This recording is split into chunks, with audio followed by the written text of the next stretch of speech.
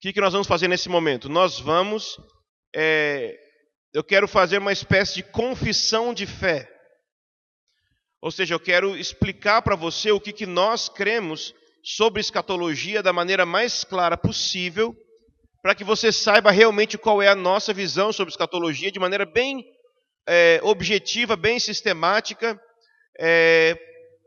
porque às vezes a gente talvez pode não ser muito claro, porque a gente vai falando em cima de vários pressupostos que a gente já tem, mas nem sempre a gente fala claramente o que a gente acredita, porque às vezes soa meio seco, meio técnico demais, então fica meio chato. Nossa preocupação é que a escatologia seja um assunto que trate o seu coração, mas às vezes também precisa de alimento para o cérebro. Então agora esses 30 minutos são para o teu cérebro. Portanto, a primeira coisa que eu tenho para dizer para você é a seguinte. Bom dia, você está aqui? Essa é a primeira coisa. Bom dia, tudo bom? Você já chegou? Você está aqui? Olha para mim. Oi? Acorda. Bom dia. Bom dia. Então, good morning. Se você está anotando aí, o que eu quero falar nessa manhã é a respeito de pré-milenismo apostólico. Se você está anotando, é pré-milenismo apostólico o assunto que eu vou falar. Então,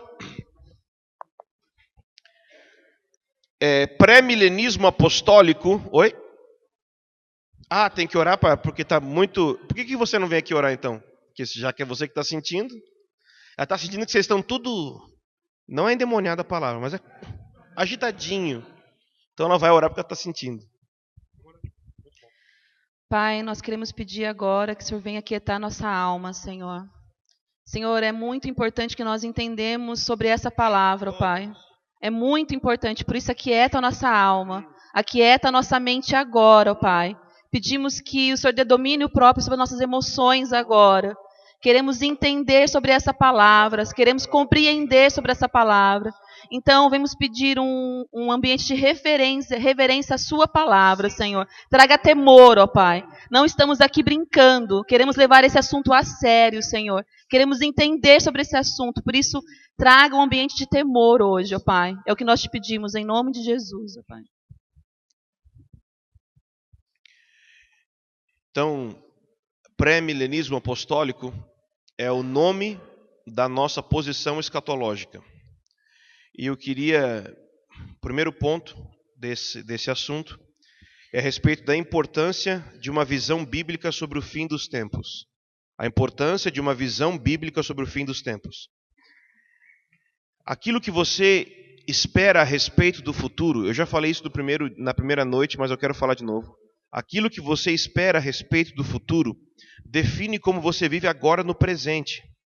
Sua postura presente é definida baseada na sua esperança futura. Um exemplo bem simples, se você espera que alguém vai visitar você na sua casa, você arruma a sua casa para receber a visita. Assim, algumas pessoas. Normais. Então, a expectativa de que algo vai acontecer no futuro faz com que eu tome uma posição agora no presente. Por isso, a escatologia, o estudo a respeito do fim, tem grande importância, porque ele define como eu vivo hoje. O que eu espero sobre o futuro define como eu vivo hoje. E nossa visão, essa visão que nós chamamos de pré-milenismo apostólico, só para dizer, nunca ninguém disse isso aqui, tá? Nenhuma reunião nem pacto, nada, é a primeira vez que eu estou dizendo que a gente tem essa posição, porque é mesmo, só que nunca ninguém deu um nome, e eu estou dando hoje.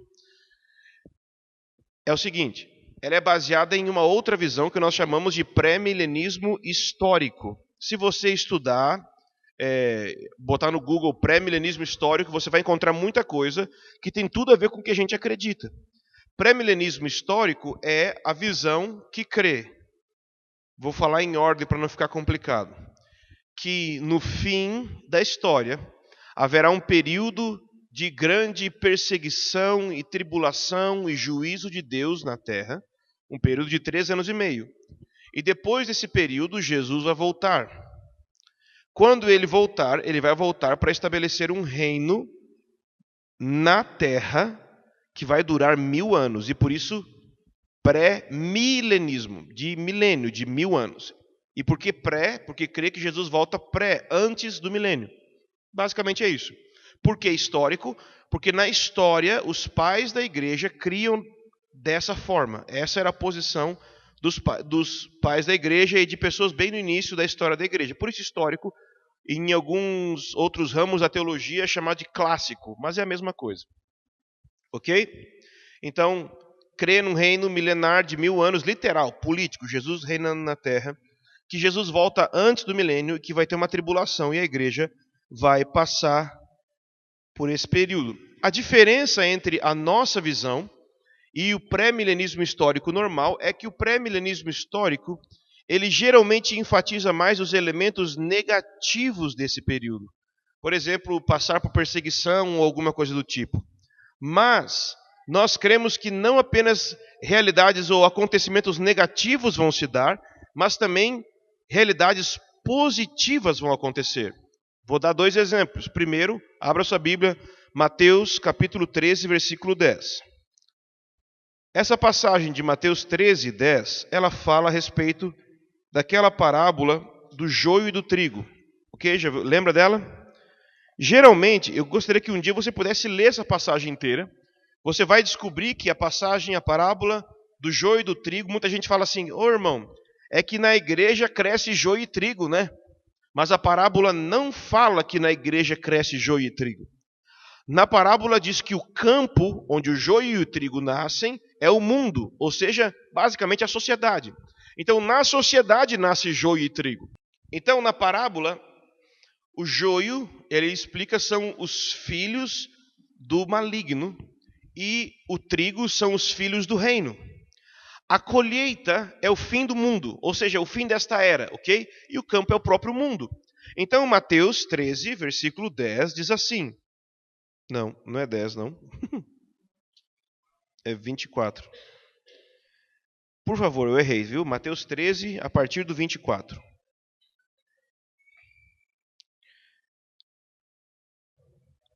Mas eu quero que você... Mas para a gente, por causa do tempo, ok? Vamos ler só o 30, para a gente ser rápido.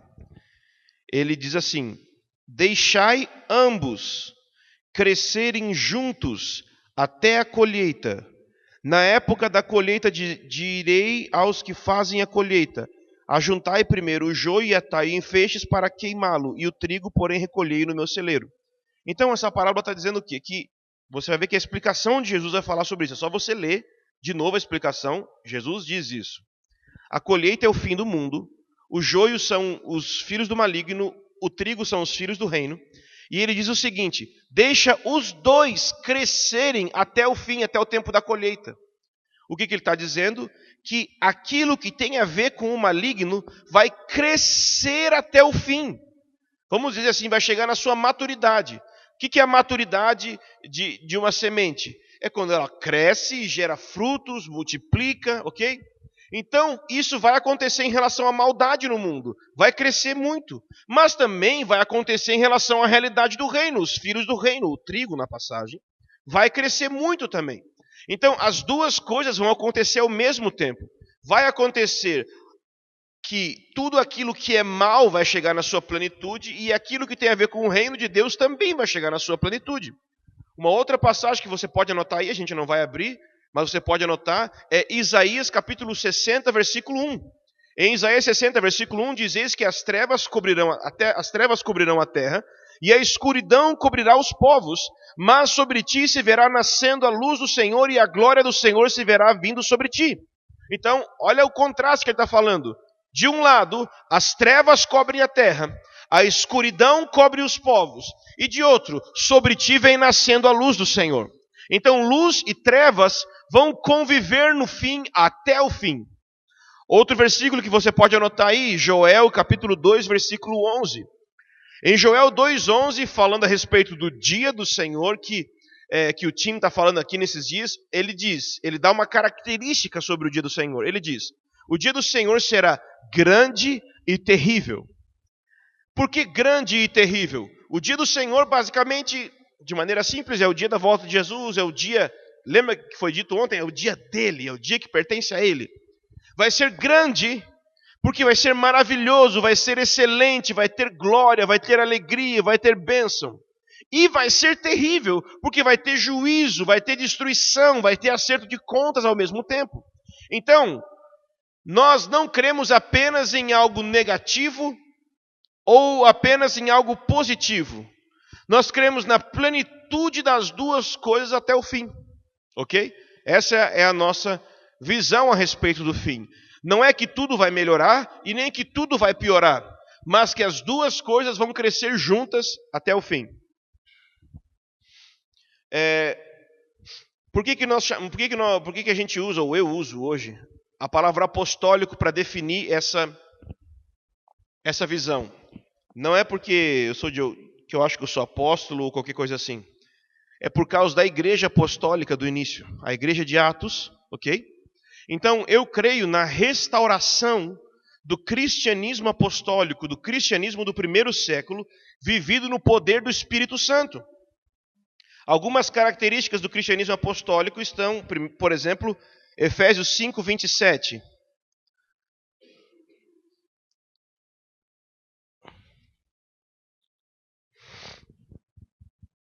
Efésios 5, 27.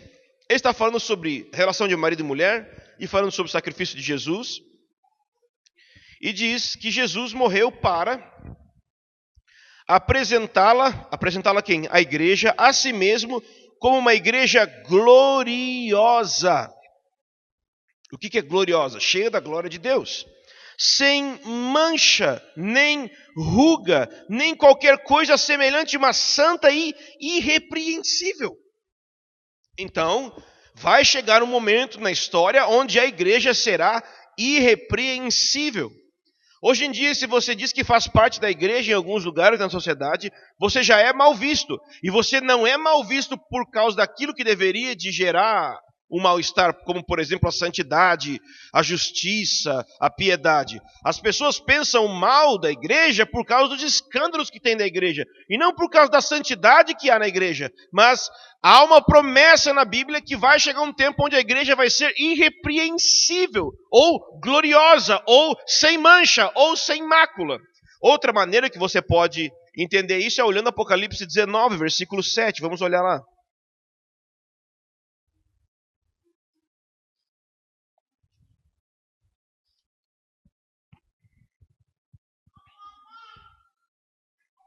Apocalipse 19, versículo 7, diz assim: alegremo-nos, exultemos e demos glória a Ele, porque chegou o momento das bodas do Cordeiro e a sua noiva já se preparou. Então, outra maneira de falar sobre a igreja gloriosa é dizer que é uma igreja preparada para casar com Jesus. Ok? Pensa comigo. Pode talvez soar meio estranho para você, mas eu não quero soar meio chulo, mas eu quero falar sério. Jesus não é pedófilo. Jesus não vai casar com uma criança. Não vai ter intimidade com uma criança. Ou seja, existe uma maturidade para o casamento. Ok? Portanto, a igreja vai chegar em uma maturidade, estar preparada para o casamento não significa simplesmente que a moça comprou um vestido para o casamento, mas que ela integralmente está pronta para o casamento, no aspecto emocional, físico, mental, tudo estrutural. Ela é pronta para o casamento porque ela é madura para o casamento. Portanto, quando nós falamos a respeito de um pré-milenismo apostólico, nós estamos querendo dizer que nós cremos que no fim haverá uma igreja pronta para receber Jesus, que Jesus não vai voltar a qualquer momento, ele vai voltar no momento certo, no momento onde tiver uma noiva pronta para casar com ele. É isso que nós cremos. Algumas características, então, sobre isso que nós chamamos de cristianismo apostólico. Em primeiro lugar, cristianismo apostólico significa que é uma visão centrada em Jesus. Ou seja, é uma visão que proclama o valor supremo da glória de Jesus, que é o que o Tim tem feito aqui, falando a respeito da beleza de Jesus, da glória de Jesus. também é uma realidade centrada na igreja, ou seja, no tempo presente, a igreja local é o propósito de Deus. Tem muita gente que pensa em missões do tipo assim, eu quero tocar a sociedade e transformar a sociedade, mas esse não é o caminho de Deus. Nós não começamos tentando influenciar a sociedade. Nós começamos tendo uma igreja que vive em maturidade e santidade, e esse estilo de vida influencia a sociedade. Você não pode querer alcançar a sociedade e impactar a sociedade sem que haja uma igreja que viva um estilo de vida que gere esse impacto. Portanto, é centrado na igreja e não no mundo, não nas nações em si. Porque o foco de Deus nas nações é após a volta de Jesus. Antes, esse foco é formar um povo que, claro, é sal e luz na sociedade, que, claro, traz impacto na sociedade, mas o foco é a igreja. Em terceiro lugar, o cristianismo apostólico é integral, ou seja, ele vive de maneira integral o estilo de vida do Sermão do Monte. Mateus 5, 6 e 7, leia um dia, ok? Nós cremos que Jesus vai levantar uma igreja que vive o Sermão do Monte, que vive em humildade, em quebrantamento, em santidade. De maneira integral, não só no culto, não só na conferência, mas um estilo de vida, ok? Cristianismo apostólico também tem a ver com operar em poder sobrenatural, porque não é só santidade. Muita gente fala de santidade e não tem poder. Muita gente tem poder e não tem santidade. Nós cremos que a igreja vai operar e enfatizar cura e a operação de todos os dons do Espírito Santo. É uma igreja que cresce em intimidade através da oração. O fundamento da obra de Deus, tudo o que Deus faz, é sempre fruto de relacionamento. Portanto, se vamos ter uma igreja que é madura no fim, certamente ela é madura em intimidade. E essa intimidade se expressa através da oração. Portanto, é uma igreja que vai amadurecer na intimidade que existe na oração. Nós cremos que o maior movimento de oração está por vir ainda na história. O maior movimento jamais visto, que não será simplesmente oração 24 horas, ok? Será oração intensa 24 horas. Outra característica do cristianismo apostólico, que talvez não é muito conhecido, é um cristianismo que abraça a perseguição. Em 2 Timóteo, não precisa abrir, só vou citar, em 2 Timóteo, no capítulo 3, no versículo 10 ao 12, diz que todos aqueles que querem viver piedosamente vão sofrer perseguição. Portanto, um estilo de vida de piedade, piedade aqui significa santidade, um estilo de vida de santidade sempre implica em perseguição. Porque a santidade, ela de alguma forma gera uma condenação no sentido positivo naqueles que não querem santidade. E eles vão querer perseguir você para que você pare de andar em santidade, porque aquilo está ofendendo eles. Então, você precisa abraçar a perseguição, porque ela está vindo. O sofrimento está chegando, mas não é um sofrimento porque a gente está errando. O apóstolo Pedro fala sobre isso. Se vocês sofrem porque vocês estão errando, isso é uma vergonha. Agora, se você sofre porque você vive em santidade, isso é uma glória. E nós precisamos abraçar a perseguição, ou seja, aceitar o fato de que nós seremos perseguidos. E não ter problema com isso, abraçar isso, desde que essa perseguição seja fruto de santidade. E, em último lugar, uma outra característica é que, sim, nós vamos ser perseguidos, mas esse cristianismo também é um cristianismo livre da ira de Deus. Ou seja, nós cremos que a igreja vai estar presente na terra durante a grande tribulação. E cremos que Deus vai enviar sua ira sobre a terra durante a grande tribulação, seus juízos. Mas nós não cremos que esses juízos vão cair sobre a igreja. Por quê? Porque não há condenação para aqueles que estão em Cristo Jesus. Portanto, se a ira de Deus contra você foi consumada na cruz, porque é isso, a obra da expiação, a obra da propiciação, fala a respeito de a ira de Deus ser consumada em relação à sua vida na cruz. Portanto, não há condenação. O juízo de Deus, no fim, não vai condenar você. Ok? Próximo ponto é a respeito do reino milenar. Nós falamos sobre pré-milenismo. Milenismo tem a ver com milênio. Milênio está lá em Apocalipse 20. Leia Apocalipse 20 de vez em quando. Lá fala a respeito do reino de Jesus. Então, o que vai acontecer? Quando Jesus voltar, todos os mortos em Cristo vão ressuscitar.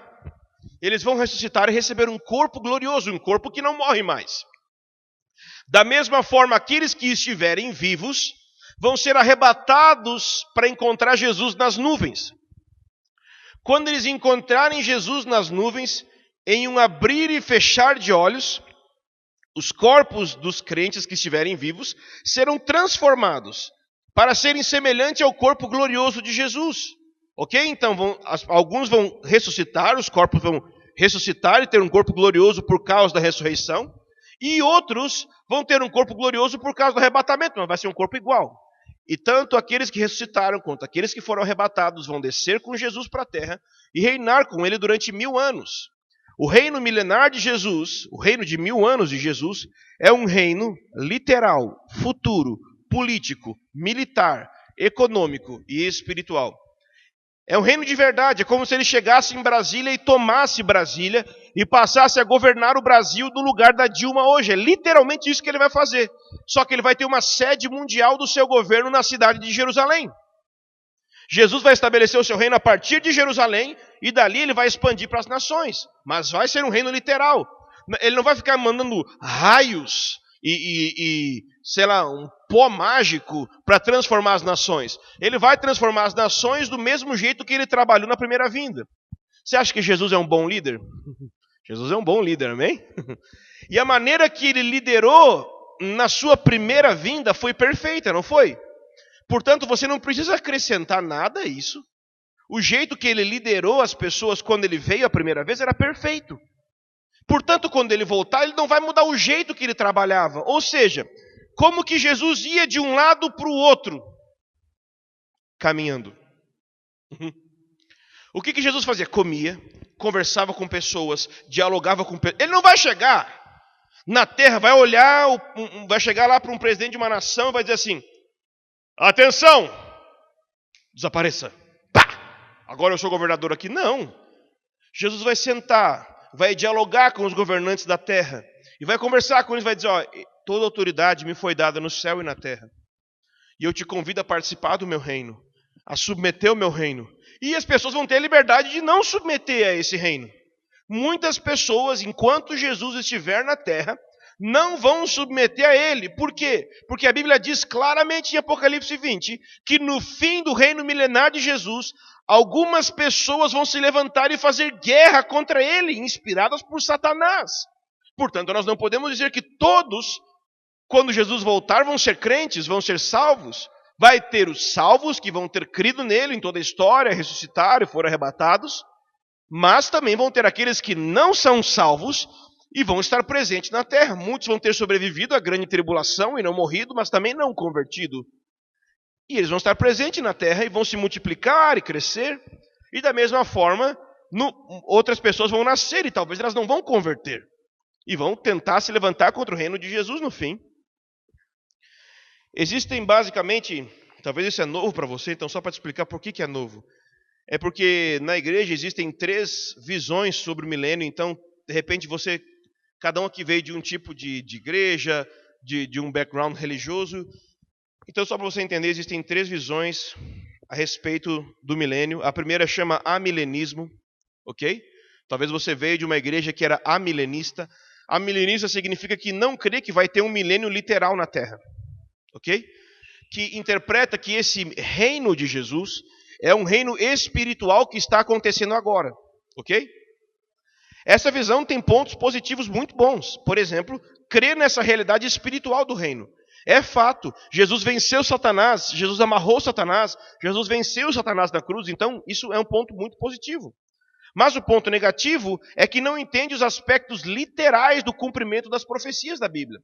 Encara as profecias da Bíblia quase que todas como sendo simbólicas. E isso é negativo, porque você perde o poder de uma profecia se você encara que ela é só uma parábola, se você não encara que ela é literal. Outro problema é que eles não entendem muito das profecias a respeito de Israel. substitui Israel e diz que tudo aquilo que era para Israel na Bíblia agora se aplica à igreja. Mas isso não é verdade. Isso está errado. Isso chama teologia da substituição. Está errado. Outra visão de milênio chama-se pós-milenismo. Crê que Jesus vai voltar depois do milênio. Que entende que a igreja vai como que cristianizar o mundo, discipular todas as nações. Já viu alguém dizer o Brasil é do Senhor Jesus? Então, apesar da pessoa não saber, alguns não saberem o que estão falando, basicamente isso é pós-milenismo. Querido, o Brasil não é do Senhor Jesus. O Brasil vai continuar não sendo do Senhor Jesus até o fim. Porque o Brasil é do diabo, porque o mundo jaz do maligno. E está na Bíblia. Então, conviva com isso, queridão. Beleza? Nações inteiras não serão salvas. Mas é possível que dentro de nações, cidades inteiras sejam salvas. Deus vai trabalhar em cidades. Mas você não pode dizer que um país inteiro vai ser salvo antes da volta de Jesus. Ok? Mas os irmãos da linha do pós-milenismo creem nisso. Então, existem pontos muito positivos na visão deles. Apesar de eu ter falado desse jeito, existem pontos muito positivos. O primeiro ponto positivo é que eles entendem o mandato cultural de ir discipular as nações e de influenciar a sociedade. Muita gente tem uma visão, um estilo de vida que não quer se envolver com nada do que está acontecendo, não se envolve com política, não se envolve com arte, nada na cultura, nada nos esportes, que fica querendo viver a parte da sociedade. Já viu aquele sujeito que pergunta assim, você ouve música do mundo? Não, eu estou ouvindo só música de Marte agora.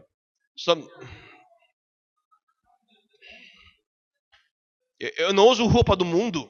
Eu não como comida do mundo, né? Eu estou comendo agora comida que, sei lá, a primeira igreja batista está fabricando, né? Pô, burrão para a idade deles, né? Não é assim que a coisa acontece. Nós estamos no mundo, nós vivemos no mundo e nós queremos impactar e influenciar o mundo que nós vivemos. Nós não queremos fugir do mundo, ok? Apesar de estarmos livres desses valores mundanos, nós queremos dentro do mundo que nós vivemos impactar e influenciar o mundo que nós vivemos. Então, o ponto positivo é que eles encaram de maneira muito séria o mandato cultural. Por exemplo, eles fazem escolas para impactar cidades inteiras fazendo escolas. Isso é maravilhoso. Mas o ponto negativo é que não percebe o crescimento da maldade no mundo. Muitos vão dizer que o mundo está melhorando. O mundo está melhorando? Mesmo? Então, tipo assim, o holocausto que aconteceu não é nada. O nazismo não foi nada. Vamos um detalhe.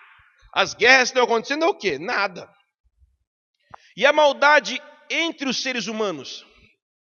Então, o mundo não está melhorando, o mundo está piorando, nós não estamos evoluindo, nós estamos decrescendo. Mas se você acha que eu vou falar só mal dos outros, você está errado, eu vou falar mal de nós também. O pré-milenismo, que é basicamente a nossa visão, o ponto positivo é que ela entende a realidade literal das profecias, principalmente sobre o reino de Deus. Mas o ponto negativo do pré-milenismo é que geralmente ele é muito negativo. Não tem nada o que fazer. Vai ficar tudo pro anticristo. Jesus vai voltar. Você não pode... irmão, não casa, não faz faculdade, não vai dar certo nada. Pelo amor de Deus. O sujeito que diz que as pessoas não devem casar ou fazer faculdade porque Jesus está voltando, é mais inteligente que Jesus, né? Porque Jesus disse que não sabia a hora que ia voltar, mas esse cara sabe, já está dizendo que não é para casar. Nossa, que inteligente que ele é, né? Chega a dar medo. Rapaz, quero te falar, casa mesmo, viu? Pode ser que quando você estiver indo para a cerimônia de casamento, Jesus volta. Você só não casou, beleza? Faz a faculdade, pode ser que você vai estar indo para a formatura, Jesus voltou, beleza. Mas não importa, seja feliz igual, querido, beleza? Beijo do gordo, seja feliz, tá? Pelo amor de Deus. Então, existem, dentro desses caras pré-milenistas, existem dois tipos. O primeiro é o pré-milenista histórico, que a maioria daqui provavelmente que é essa galera bem negativa. Mas tem os outros que são o que nós chamamos de pré-milenista dispensacionalista. Ai meu Deus, que palavra é essa? É aqueles malucos que viram o filme Deixados para Trás e acham que aquilo é verdade. Beleza? No fim é essa parada aí. Jesus vai voltar, a gente vai para as nuvens, a gente foge. Se esse carro ficar desgovernado, É porque houve um arrebatamento. Poxa vida, velho. É aquele povo que acredita naquela lorota que diz que no avião... Essa daí é legal demais. O povo diz que no avião, agora eles contratam pessoas para pilotar avião, em que nunca pode ter dois crentes. Tem um crente e um não crente, que caso seja arrebatado. Para começar, então, empresas aéreas agora já sabem discernir quem é salvo e quem não é e se importam com isso. Uau! Gente, você está acreditando nisso? Então, a frase do dia para você: deixe para trás os deixados para trás, beleza? Vamos embora. Então, encerrando, o que é o pré-milenismo apostólico?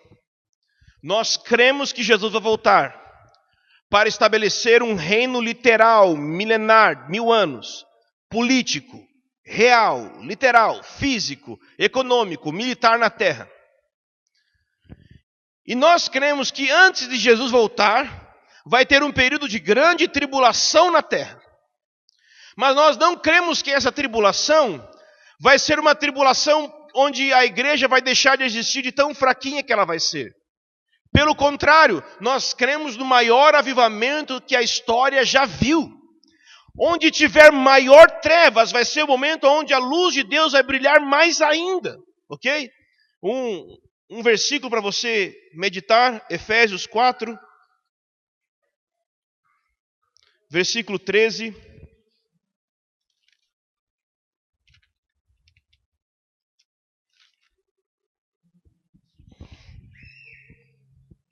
Ele está falando sobre o destino da igreja aqui nesse versículo. Ele está falando sobre o que vai acontecer com a igreja no futuro, em breve.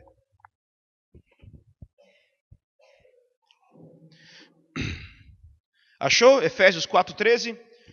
Primeira coisa que ele diz é até que. Até que o quê? Até o que ele falou antes é até que. Ele falou dos ministérios. Ele está dizendo assim: os ministérios vão trabalhar na igreja, vão trabalhar para que os santos sejam treinados até um momento. Vai ter um momento que eles vão parar. Até que todos, quem estava aqui no primeiro dia vai saber, quem é meu aluno também vai saber, todos em grego significa o quê? Obrigado, gente esperta, maravilhosa. Todos! Não é alguns meios santos, aí tem, tipo assim, 90% da igreja do mundo, tudo andando em pecado, aquela coisa. Mas tem 10% de um remanescente que é mais ou menos meio santo. Aí Jesus volta para aqueles 10% e os outros 90% fica tudo na tribulação porque não presta. Aí vai para o céu. Ei, gente, esse negócio não está na Bíblia. Não existe esse negócio. Até que todos, não é alguns, é todos, cheguemos em primeiro lugar à unidade da fé. Temos unidade hoje entre as igrejas? Não, estamos divididos entre várias igrejas, várias denominações. Mas há uma promessa. Antes do fim você vai ver uma igreja em cada cidade apenas. Não porque vai acabar toda, só vai ter uma. É porque as várias linhas e correntes do corpo de Cristo vão enxergar o próprio Cristo nos seus irmãos, e isso vai ser o elemento que vai levar eles à unidade. Vai acabar com esse negócio de denominacionalismo, vai acabar com esse negócio de divisão, vai ter uma única igreja se levantando no mundo, em unidade da fé. Essa é a promessa de Deus sobre o futuro.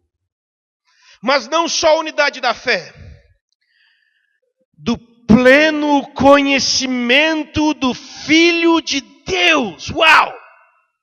O conhecimento de Jesus vai multiplicar. Pessoas vão realmente conhecer quem Ele é. Pessoas vão ter realmente intimidade. Quem? Todos. Quanto? Plenamente. Todos no corpo de Cristo vão ter um conhecimento pleno do Filho de Deus. Conhecimento pleno não significa exatamente conhecer tudo, mas significa ter um conhecimento completo dentro daquilo que é necessário. Então vai ter um conhecimento completo, querido. Se você quer ver o quanto você não conhece sobre Jesus, ok? Vai amanhã de manhã lá no CPP. o Tim vai dar uma aula sobre cristologia. Gente, a gente não entende nada sobre Jesus. A gente nunca parou para estudar. Quem é esse homem que está à direita do trono de Deus? O que significa crer nele? O que significa ter um relacionamento com ele? O que significa ele ser 100% homem, 100% Deus? O que significa que esse que é 100% homem, 100% Deus, não é dois seres, mas um único ser, e essas duas naturezas amalgamadas em um único ser? Meu Deus do céu! A gente não entende nada disso. Mas não vai continuar assim. Haverá pleno conhecimento do Filho de Deus. Mas não só isso. Chegaremos ao estado de homem feito, ou à medida da estatura da plenitude de Cristo, significa maturidade. A igreja brasileira sofre muito de imaturidade. Nós somos muitos, mas somos rasos, somos superficiais. A igreja do Senhor cresceu em quantidade no Brasil, não cresceu em qualidade. Nós somos pessoas extremamente superficiais, que não aguentam muito tempo de ouvir pregação, que não aguentam longas horas de oração, que não aguentam gastar a mente pensando em assuntos difíceis sobre a palavra. Nós temos uma grande qualidade de gastar tempo olhando televisão e na internet, mas não diante das Escrituras, não em oração, não em comunhão com os irmãos. Isso está errado. Isso é superficialidade. Deus nos chamou para sermos um povo que anda em maturidade com Ele. Então nós acreditamos que o futuro nos reserva um pré-milenismo apostólico. Ou seja, cremos que antes da volta de Jesus vai ter uma grande tribulação. O juízo de Deus virá sobre a terra. Mas a igreja vai brilhar com santidade, poder, amor, intimidade com Jesus. Cremos que Jesus vai voltar, e quando ele voltar, os mortos vão ressuscitar, e aqueles que estiverem vivos serão arrebatados, vão ter seus corpos transformados. E quando isso acontecer, Jesus vai estabelecer um reino de 1000 anos na terra, um reino literal na terra durante 1000 anos. E depois que esse período acontecer, então nós vamos ter o que a Bíblia chama de novos céus e nova terra, aonde a própria cidade, a Nova Jerusalém, que está no céu, vai descer e ser estabelecida na terra de maneira plena. Ok? Então, essa é a nossa confissão de fé. É isso que nós cremos. Ok?